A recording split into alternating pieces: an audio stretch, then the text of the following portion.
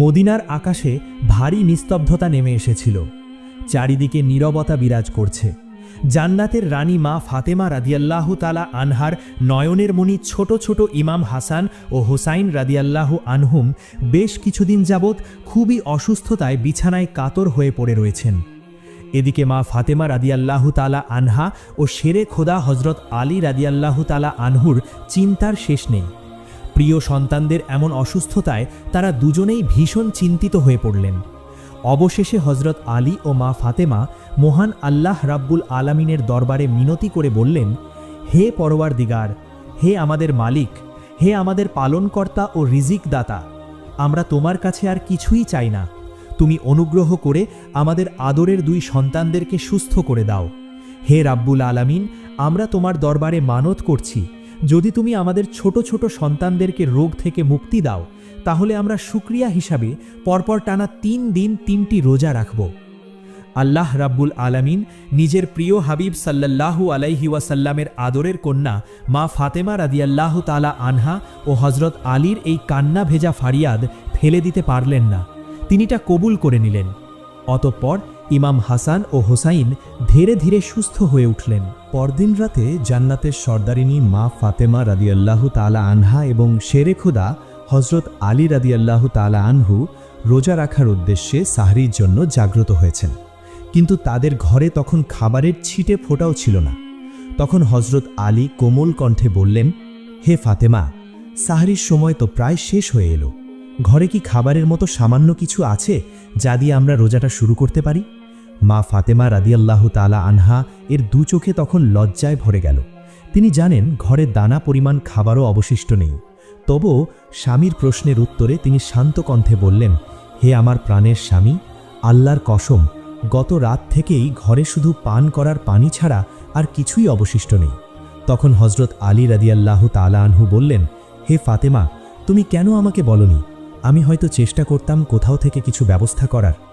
মা ফাতেমা তখন মাথা নিচু করে এক ঈমানি দৃঢ়তা নিয়ে বললেন, আমার আব্বাজান আল্লাহর রাসূল সাল্লাল্লাহু আলাইহি ওয়াসাল্লাম আমাকে শিখিয়েছেন স্বামীর কাছে এমন কিছু না চাইতে যা তার সাধ্যের বাইরে।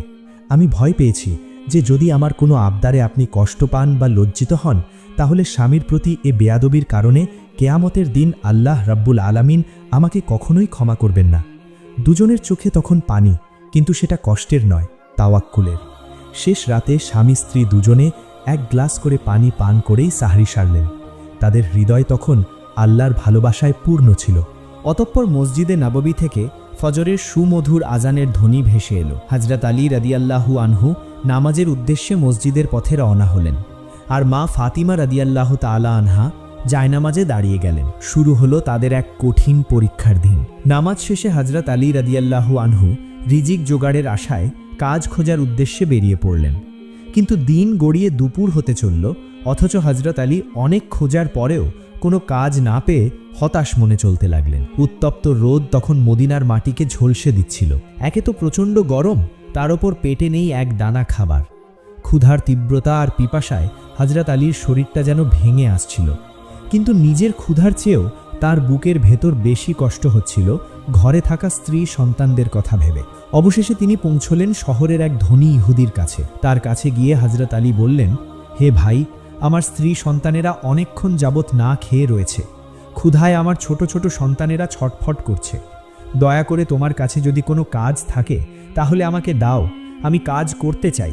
ইহুদি তখন বলল, হে আলী, তুমি চাইলে আমার বাগানে জব কাটার কাজ করতে পারো, তবে শর্ত একটাই, পারিশ্রমিক হিসেবে আমি তোমাকে কোনো টাকা পয়সা দিতে পারবো না, শুধু কিছু জব দিতে পারবো। অতঃপর নিরুপায় হয়ে হযরত আলী রাদিয়াল্লাহু আনহু সেই ইহুদির বাগানে জব কাটার কাজ নিলেন। সারা দিন রোজা রেখে প্রখর রোদের মধ্যে হাড় ভাঙা খাটুনি খেটে তিনি কাজ শেষ করলেন। বিনিময়ে পেলেন সামান্য কিছু জব। অতঃপর আসরের সময় তিনি সেই জবটুকু নিয়ে ক্লান্ত শরীরে বাড়ি ফিরতে লাগলেন। ঘরে প্রবেশ করে তিনি মা ফাতিমার হাতে সেই জবের পুটলিটা তুলে দিলেন। মা ফাতিমার চেহারা তখন রোজার ক্লান্তিতে ফ্যাকাশে হয়ে গেছে, কিন্তু স্বামীর হাতে খাবার দেখে তার মুখে ফুটে উঠল এক পবিত্র হাসি। তিনি বললেন, হে আলী, আল্লাহ আমাদের রিজিকের ব্যবস্থা করে দিয়েছেন, আলহামদুলিল্লাহ। এরপর অত্যন্ত দুর্বল শরীরেও মা ফাতিমা সেই জবগুলো পিষে আটা তৈরি হলো এবং 5টি রুটি বানালেন। অতপর সেই রুটি আর 1 গ্লাস করে পানি সামনে নিয়ে সকলেই একসাথে ইফতারের জন্য দস্তরখানায় বসে পড়লেন। ইমাম হাসান হুসাইন তো রোজা রাখেনি, তবুও তাদের পেটে সারা দিন একটা খাবারের দানাও পড়েনি। তখন মসজিদে নববী থেকে সুমধুর আজানের ধ্বনি ভেসে আসতে লাগলো। তারা সকলে খাবার মুখে তুলতে যাবেন, এমন সময় দরজার ওপাশ থেকে কেউ একজন বলে উঠল, হে নবী পরিবারের সদস্যগণ, আমি এক অভুক্ত ফকির মিসকিন, আমি খুবই ক্ষুধার্ত, আল্লাহর ওয়াস্তে আমাকে কিছু খাবার দান করো, তাহলে আল্লাহ আপনাদের জান্নাতের দস্তরখান থেকে খাবার খাওয়াবেন। সেই মিসকিনের করুণ আরতি শুনে মা ফাতেমা রাদিয়াল্লাহু আনহা তখন পরম মমতায় তার নিজের ভাগের রুটিটা তুলে স্বামীর দিকে বাড়িয়ে দিয়ে বললেন, হে আলী, যেই দরজায় ফেরেশতারাও অনুমতি নিয়ে প্রবেশ করে সেই দরজায় একজন ক্ষুধার্ত মানুষ হাত পেতেছে। আমরা কি করে এই খাবার মুখে তুলব? আমরা কি দুনিয়াবি সুখের জন্য সৃষ্টি হয়েছি? আমাদের একমাত্র সুখ শান্তি তো হচ্ছে আল্লাহ রাব্বুল আলামিনের সন্তুষ্টি হাসিল করা। আল্লাহর ওয়াস্তে আপনি এই রুটিগুলো ওই মিসকিনকে দিয়ে দিন। এই কথা শুনে হজরত আলীর চোখ গর্বের অশ্রুতে ভরে গেল।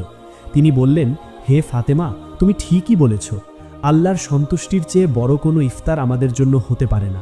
তখন ছোট্ট হাসান আর হুসাইনও নিজেদের রুটিগুলো দিয়ে বললেন, আব্বাজান, আমাদের ক্ষুধার চেয়ে ওই লোকটার ক্ষুধা হয়তো অনেক বেশি, আপনি এগুলো তাকে দিয়ে দিন। হজরত আলী রাদিয়াল্লাহু আনহু তখন সবকটি রুটি সেই মিসকিনের হাতে তুলে দিলেন। মিসকিন মানুষটি অবাক হয়ে তাকিয়ে রইল। সে হয়তো ভেবেছিল কোনো উচ্ছিষ্ট বা সামান্য কিছু পাবে, কিন্তু মদিনার এই রাজ পরিবার যে নিজেদের মুখের গ্রাস এভাবে বিলিয়ে দেবে তা সে কল্পনাও করতে পারেনি। সে অঝোর ধারায় দোয়া করতে করতে চলে গেল। এদিকে সারাদিনের রোজা শেষে হাড় ভাঙা খাটুনির পর ইফতারটাও হলো শুধুই পানি দিয়ে, কারো পেটে এক দানা অন্নও জুটল না। অতপর এভাবেই সাহারির সময়ও সেই পানি পান করেই তারা দ্বিতীয় দিনের রোজার নিয়ত করলেন। কিন্তু ক্ষুধার তীব্রতা এখন আর শুধু কষ্টে সীমাবদ্ধ নেই, তা শরীরকে নিস্তেজ করে ফেলছে। মা ফাতেমা রাদিয়াল্লাহু তাআলা আনহার শরীর কাঁপছে, হজরত আলীর চোখের নিচে কালি পড়ে গেছে, কিন্তু তবুও হজরত আলী রাদিয়াল্লাহু আনহু পরদিন সকালেই আবার কাজের খোঁজে বের হলেন। অতপর তিনি আবারও রৌদ্রে ঘেমে হাড় ভাঙা পরিশ্রম করে কিছু জব জোগাড় করে বিকেলে ঘরে ফিরলেন। মা ফাতেমা তখন ক্লান্ত শরীর নিয়ে সেই জব পিষে আটা তৈরি করলেন। তার শরীর চলছে না, তবুও অনেক কষ্টে রুটি তৈরি করলেন। এভাবেই দ্বিতীয় দিনের ইফতারের সময় হলো। দস্তরখানে আবারও রুটিগুলি রেখে সবাই পরম আগ্রহে ইফতারের অপেক্ষায় বসে পড়লেন। আজান শেষে যখনই খাবারের জন্য হাত বাড়াতে যাবে, ঠিক তখনই দরজার ওপাশ থেকে ভেসে এলো এক এতিম বালকের কণ্ঠস্বর, হে নবী পরিবার, আমি এক এতিম বালক, আমার বাবা মা কেউ নেই, খাবার দেওয়ারও কেউ নেই, আমি বড়ই ক্ষুধার্ত, দয়া করে তোমরা কি আমাকে কিছু খাবার দিতে পারবে? এতিম বালকটির এই করুণ কণ্ঠস্বর শোনার পর ঘরের ভেতর এক অসহনীয় নিস্তব্ধতা নেমে এলো। হাসান এবং হুসাইনের কচি মুখগুলো ক্ষুধার যন্ত্রণায় মলিন হয়ে গেছে, তবুও তারা চুপ করে আছেন। সন্তানদের এই অবস্থা দেখে মা ফাতেমার মাতৃ হৃদয় চিৎকার করে কেঁদে উঠতে চাইছিল, কিন্তু তিনি ক্ষীণ অথচ দৃঢ় কণ্ঠে বললেন, হে আলী, গতকাল আমরা এক মিসকিনের মুখে হাসি ফুটিয়েছি, আজ এই এতিম শিশুটি দরজায় দাঁড়িয়ে, তার তো বাবা নেই, মা নেই, তার কষ্ট দেখার মতো কেউ নেই। আমাদের হাসান হুসাইনের তো আমরা আছি, কিন্তু ওর যে আল্লাহ ছাড়া কেউ নেই, তাকে ফিরিয়ে দেবেন না, দয়া করে এই রুটিগুলো তাকে দিয়ে দিন। ভাবা যায়, নিজের কলিজার টুকরা সন্তানদের অভুক্ত রেখে টানা 2 দিন না খেয়ে থেকেও তারা অন্যের কষ্টের কথা ভাবছেন। তখন হজরত আলী রাদিয়াল্লাহু আনহু কাপা কাপা হাতে দস্তরখান থেকে সেই 5টি রুটি নিয়ে গিয়ে এতিম বালকটির হাতে তুলে দিলেন। বালকটি অবাক হয়ে সেই রুটি গ্রহণ করল।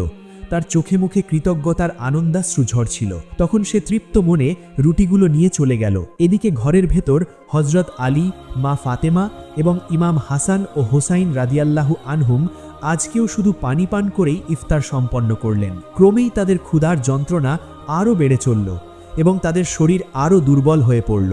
অতঃপর সেদিন রাতেও তারা পানি পান করেই সাহারি সম্পন্ন করলেন। টানা 2 দিন তাদের কারোই পেটে কোনো খাবার পড়েনি। শরীর যে আর চলছে না। হজরত আলীর শরীর টলছে, চোখের দৃষ্টি ঝাপসা হয়ে আসছে, কিন্তু তবুও পরিবারের মুখের দিকে তাকিয়ে ভোর হওয়া মাত্রই তিনি আল্লাহর উপর ভরসা করে আবারও জীবিকার তাগিদে ঘর থেকে বেরিয়ে পড়লেন। এই দুর্বল শরীর নিয়ে সারাদিনের অমানসিক কষ্টের পর তিনি আবারও কিছু জব জোগাড় করে ঘরে ফিরলেন।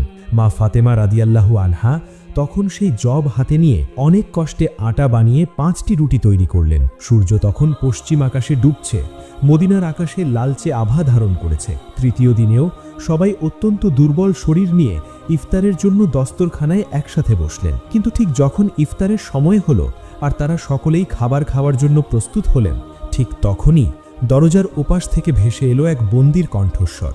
সে ডাক দিয়ে বলল, হে নবী পরিবার, আমি এক অসহায় বন্দী। আমাকে মুক্তিপণ দিয়ে ছাড়িয়ে আনার কেউ নেই, খেতে দেওয়ারও কেউ নেই। আমি বড় ক্ষুধার্ত, আল্লাহর ওয়াস্তে আমাকে কিছু খাবার দিন। সেই বন্দির আকুতি শুনে ঘরের ভেতর আবারও নেমে এলো এক নীরবতা। ঘরের সবাই আজ টানা 3 দিন অনাহারে রয়েছে, কিন্তু মা ফাতেমার চোখে তখনও দুনিয়ার কোনো মায়া নেই, আছে শুধু আল্লাহর সন্তুষ্টির আকাঙ্ক্ষা। তিনি তখন ক্লান্ত ও দুর্বল কণ্ঠে হযরত আলীকে বললেন, হে আলী, হয়তো আল্লাহ আমাদের পরীক্ষা নিচ্ছেন। এই বন্দী অসহায়, তার যাওয়ার কোনো জায়গা নেই। আমরা যদি আজ না খেয়ে মারাও যাই, তবুও আমরা হয়তো আল্লাহর কাছে শহীদ হিসাবে যাব, কিন্তু এই লোকটিকে ফিরিয়ে দিলে কাল কিয়ামতের দিন আল্লাহর সামনে কি জবাব দেব? দয়া করে এই খাবারটুকুও তাকে দিয়ে দিন। হযরত আলী রাদিয়াল্লাহু তাআলা আনহুর বুকটা কষ্টে ফেটে যাচ্ছিল। তিনি কাঁপা কাঁপা হাতে সেই তৃতীয় দিনের ইফতারটুকুও সেই অসহায় বন্দির হাতে তুলে দিলেন। খাবারগুলো পেয়ে সেই বন্দী খুবই আনন্দিত হল এবং শুকরিয়া আদায় করে চলে গেল। এদিকে সেদিনও তারা পুরো পরিবার অত্যন্ত ক্লান্ত ও দুর্বল শরীর নিয়ে শুধু পানি পান করে অনাহারেই রয়ে গেল। অতঃপর চতুর্থ দিনে আর রোজা নেই। সেদিন সকালেই হযরত আলী রাদিয়াল্লাহু আনহু দেখলেন হাসান ও হুসাইন রাদিয়াল্লাহু আনহুম ক্ষুধার জ্বালায় থরথর করে কাঁপছেন। হযরত আলী রাদিয়াল্লাহু আনহু আর সহ্য করতে পারলেন না। সন্তানদের এই অবস্থা দেখে তার পিতৃ হৃদয় হাহাকার করে উঠল। তিনি ভাবলেন, এই মুহূর্তে রাসূলুল্লাহ সাল্লাল্লাহু আলাইহি ওয়াসাল্লামের কাছে যাওয়া দরকার। তাই তিনি হাসান ও হুসাইনকে নিয়ে অনেক কষ্টে নবীজির দরবারের উদ্দেশ্যে রওনা হলেন। কিছুক্ষণ পর তারা কোনো মতে নবীজি সাল্লাল্লাহু আলাইহি ওয়াসাল্লামের দরবারে পৌঁছালেন। রাসূলুল্লাহ সাল্লাল্লাহু আলাইহি ওয়াসাল্লাম তখন মসজিদে বসেছিলেন। হযরত আলী রাদিয়াল্লাহু আনহু এবং তার আদরের 2 নাতিকে দেখে তিনি চমকে উঠলেন। হাসান হুসাইনের এই অবস্থা দেখে বিশ্বনবীর কলিজা যেন ছিঁড়ে গেল। নবীজি সাল্লাল্লাহু আলাইহি ওয়াসাল্লাম তখন ছলছল চোখে আলীকে জিজ্ঞেস করলেন, হে আলী, এ কি অবস্থা তোমাদের? তোমরা কেন আমাকে আগে জানাওনি? হযরত আলী রাদিয়াল্লাহু আনহু কোনো কথা বলতে পারলেন না, শুধু মাথা নিচু করে দাঁড়িয়ে রইলেন। লজ্জায় বিনয়ে তার চোখ দিয়ে পানি পড়ছিল। রাসূলুল্লাহ সাল্লাল্লাহু আলাইহি ওয়াসাল্লাম তখন হযরত আলীর মনের কথা জানতে পারলেন। তারপর তিনি আলীকে বললেন, চলো, এখনই চলো ফাতেমার কাছে। অতঃপর তারা যখন মা ফাতেমার ঘরে প্রবেশ করলেন, তখন দেখতে পেলেন মা ফাতেমা রাদিয়াল্লাহু আনহা জায়নামাজে বসে আছেন। ক্ষুধার যন্ত্রণায় তার শরীর এতই দুর্বল হয়ে গেছে যে বাবার আগমন টের পেয়ে উঠে দাঁড়ানোর শক্তিটুকুও তার ছিল না। তার 2 চোখ বেয়ে অঝোর ধারায় অশ্রু ঝরতে লাগলো। সেই শোকাবহ মুহূর্তে যখন রাসূলুল্লাহ সাল্লাল্লাহু আলাইহি ওয়াসাল্লামের চোখ দিয়ে অশ্রু ঝরছে, ঠিক তখনই ঘরের পরিবেশ বদলে গেল। আল্লাহ রাব্বুল আলামিনের হুকুমে সঙ্গে সঙ্গে হযরত জিবরাইল আলাইহিস সালাম সেখানে হাজির হলেন। তিনি উপস্থিত হয়ে নবীজির প্রতি সালাম আর্জ করে বিনীতভাবে বললেন, হে আল্লাহর রাসূল, আল্লাহ রাব্বুল আলামিন আপনাকে সালাম জানিয়েছেন এবং তিনি আপনার এই আহলে বাইতের উপর, তাদের ত্যাগের উপর অত্যন্ত সন্তুষ্ট হয়েছেন। আল্লাহ পাক আজ এমন কিছু আয়াত নাজিল করেছেন যা কিয়ামত পর্যন্ত এই পরিবারের ত্যাগের সাক্ষী হয়ে থাকবে। রাসূলুল্লাহ সাল্লাল্লাহু আলাইহি ওয়াসাল্লাম তখন আনন্দিত হয়ে উঠলেন। তখন হযরত জিবরাইল আলাইহিস সালাম সূরা আল ইনসানের সেই বিখ্যাত আয়াতগুলো তেলাওয়াত করতে শুরু করলেন। ওয়ায়ুতঈমুনা আত-তাআমা আলা হুব্বিহি মিসকিনাও ওয়া ইয়াতীমাও ওয়া আসীরা, অর্থ, আর তারা আল্লাহর ভালোবাসায় উদ্বুদ্ধ হয়ে দরিদ্র, এতিম ও বন্দীদের খাবার দান করে। হযরত জিবরাইল আলাইহিস সালাম আরও বললেন, আল্লাহ তাআলা বলছেন, এই পরিবার তো এমন যারা বলে, আমরা তো কেবল আল্লাহর সন্তুষ্টির জন্যই তোমাদের খাওয়াচ্ছি, আমরা তোমাদের কাছে কোনো প্রতিদান চাই না, এমনকি কোনো কৃতজ্ঞতাও না। এই বাণীগুলো শোনার পর নবীজি সাল্লাল্লাহু আলাইহি ওয়াসাল্লামের চেহারা মুবারক খুশিতে উজ্জ্বল হয়ে উঠল। এরপর হযরত জিবরাইল আলাইহিস সালাম একটি জান্নাতি পাত্র রাসূলুল্লাহ সাল্লাল্লাহু আলাইহি ওয়াসাল্লামের সামনে রাখলেন। সেই পাত্রের মধ্যে ছিল জান্নাতের তাজা ফলমূল আর গরম খাবার, যা কখনো বাসি হয় না, যার স্বাদ দুনিয়ার কোনো কিছুর সাথে তুলনা করা যায় না। পাত্রটি থেকে এমন এক সুঘ্রাণ বের হচ্ছিল যা দুনিয়ার কোনো খাবারের ঘ্রাণ নয়, তা ছিল জান্নাতের মিস্কের ঘ্রাণ। নবীজি সাল্লাল্লাহু আলাইহি ওয়াসাল্লাম তখন মা ফাতেমা রাদিয়াল্লাহু আনহার দিকে তাকিয়ে স্নেহমাখা কণ্ঠে বললেন, হে ফাতেমা, দেখো দেখো, আল্লাহ তোমাদের সবরের বিনিময়ে কি পাঠিয়েছেন। তিনি আরও বললেন, হে আমার পরিবার, এটা সেই পুরস্কার যা আল্লাহ তোমাদের জন্য জান্নাত থেকে পাঠিয়েছেন। এটা তোমাদের সেই ত্যাগের প্রতিদান যা তোমরা গত 3 দিন ধরে করেছ। অতঃপর টানা দীর্ঘ 3 দিনেরও বেশি সময় অনাহারে থাকার পর তারা সকলেই সেই জান্নাতি খাবারের প্রথম লোকমা মুখে দিতেই তাদের শরীরের সমস্ত ক্লান্তি, দুর্বলতা আর ক্ষুধা নিমিষেই দূর হয়ে গেল। তাদের চেহারাগুলো এমনভাবে সতেজ হয়ে উঠল যেন তারা কোনোদিনই ক্ষুধার্ত ছিলেন না। সেদিন আল্লাহ শুধু তাদের খাবারই খাওয়ালেন না, তিনি এই ঘটনাকে কুরআনের অংশ বানিয়ে দিলেন, যেন দুনিয়ার মানুষ জানতে পারে যে নবীর আহলে বায়াতগণ শুধু নামাজ, রোজা বা ইবাদতেই সেরা নন, দান আর ত্যাগেও তারা অতুলনীয়। অতঃপর সেই জান্নাতি খাবার খাওয়ার পর হযরত আলী এবং মা ফাতেমা পরম কৃতজ্ঞতায় আল্লাহর দরবারে শুকরিয়া আদায় করে সিজদায় লুটিয়ে পড়লেন। তারা জান্নাতের খাবার পেয়ে যতটা না খুশি হয়েছিলেন, তার চেয়ে লক্ষ কোটি গুণ বেশি আনন্দিত হয়েছিলেন এটা জেনে যে স্বয়ং আল্লাহ রাব্বুল আলামিন তাদের এই ক্ষুদ্র ত্যাগ কবুল করেছেন এবং কোরআনে আয়াত নাজিল করে তাদের সম্মান কেয়ামত পর্যন্ত অমর করে দিয়েছেন। প্রিয় দর্শক, একটু ভাবুন তো, মা ফাতেমা রাদিয়াল্লাহু আনহা ছিলেন বিশ্ব নবীর কন্যা। তিনি মহান আল্লাহর কাছে যা চাইতেন তাই পেতেন, কিন্তু তিনি জগৎবাসীকে শিখিয়ে গেলেন প্রকৃত ইসলাম শুধু নামাজ আর রোজার নাম নয়। প্রকৃত ইসলাম হল ইসার বা আত্মত্যাগ। নিজের প্রয়োজনে বা নিজের প্রচণ্ড ক্ষুধার সময়ও অন্যকে অগ্রাধিকার দেওয়ার নামই হল প্রকৃত মুমিন। আসুন আজকের এই ভিডিও থেকে আমরা প্রতিজ্ঞা করি, আজ এই পবিত্র মাহে রমজান থেকে ভবিষ্যতে সব সময় আমরা আমাদের সামর্থ্য অনুযায়ী অন্তত একজন ক্ষুধার্ত মানুষের মুখে হলেও আমরা খাবার তুলে দেব। আল্লাহ রাব্বুল আলামিন আমাদের সবাইকে আহলে বাইতের ভালোবাসায় সিক্ত করুন এবং তাদের মতো ত্যাগী হওয়ার তৌফিক দান করুন। আমিন ইয়া রাব্বাল আলামিন।